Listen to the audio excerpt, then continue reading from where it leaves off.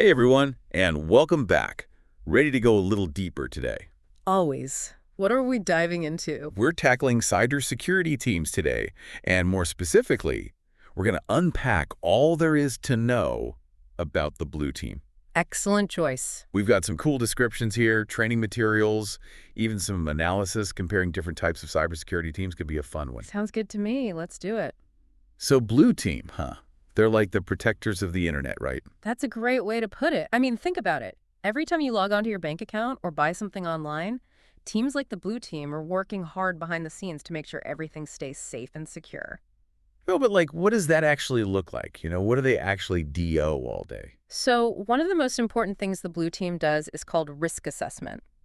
They're basically looking for any vulnerabilities in a system before an attacker can exploit them. Think like SQL injections. Ever heard of those? Hmm. So it's where hackers can trick systems into showing them sensitive data. Oh, wow. Yeah. Or phishing. Oh, yeah. Phishing is huge, right? And it's getting more sophisticated by the day. But anyway, the blue team, they're all over that stuff, making sure systems are strong, that users are educated, and just always staying one step ahead. I feel safer already. Uh-huh. But the internet's always changing. How do they even keep up with all the new threats? It's a lot. Hmm. But a big part of what they do is this thing called threat landscape monitoring. Hmm. Basically, they have their fingers on the pulse of the latest cyber threats, constantly researching new attack methods, new malware, things like that. So they're like internet detectives. Basically, it's kind of like that, always investigating and adapting their strategies to combat whatever's out there. That's wild. So they're super prepared, but what happens if, despite their best efforts, an attack actually happens? Well, that's when incident response kicks in. Incident response. Yep. They're the first responders to a cyber attack. It's all about damage control, containing the breach, figuring out what went wrong, and getting systems back up and running as quickly and securely as possible. So, under that kind of pressure, good communication has got to be key. Our research really highlights that, by the way. Couldn't agree more. One quote that stood out was, "Skilled communication is needed in all aspects of a blue team role." Right.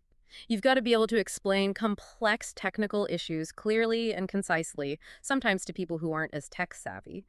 Especially during an attack, clear communication can be the difference between a contained incident and a total meltdown. Absolutely. Now, the blue team can't exactly work in a vacuum, can they? They need someone to test their defenses, someone to play the bad guy in a safe environment. Exactly. And that's where the red team comes in. They're like ethical hackers hired to simulate real-world attacks. It's basically a controlled sparring match. Sounds fun. Totally. But also super valuable. The red team helps the blue team identify weaknesses in their defenses that they might have missed, giving them a chance to strengthen things before a real attacker can exploit them. So it's kind of like a constant back and forth. Yep. They make each other better, constantly pushing the boundaries of cybersecurity. That's so cool. I'm guessing there's got to be a referee in all of this, though, right? Absolutely. Enter the white team. The white team. They're like the neutral party.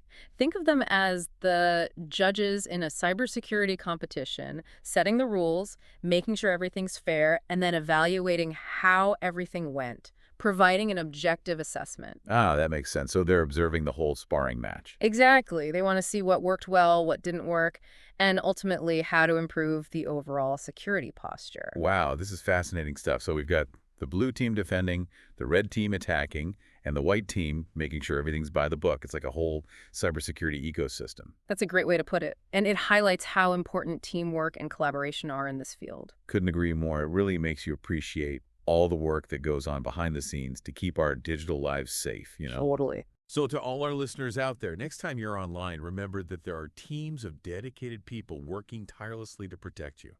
Now, we've covered a lot about these different teams, but what do you think? What part of the blue team's job seems the most challenging, the most crucial? Let us know.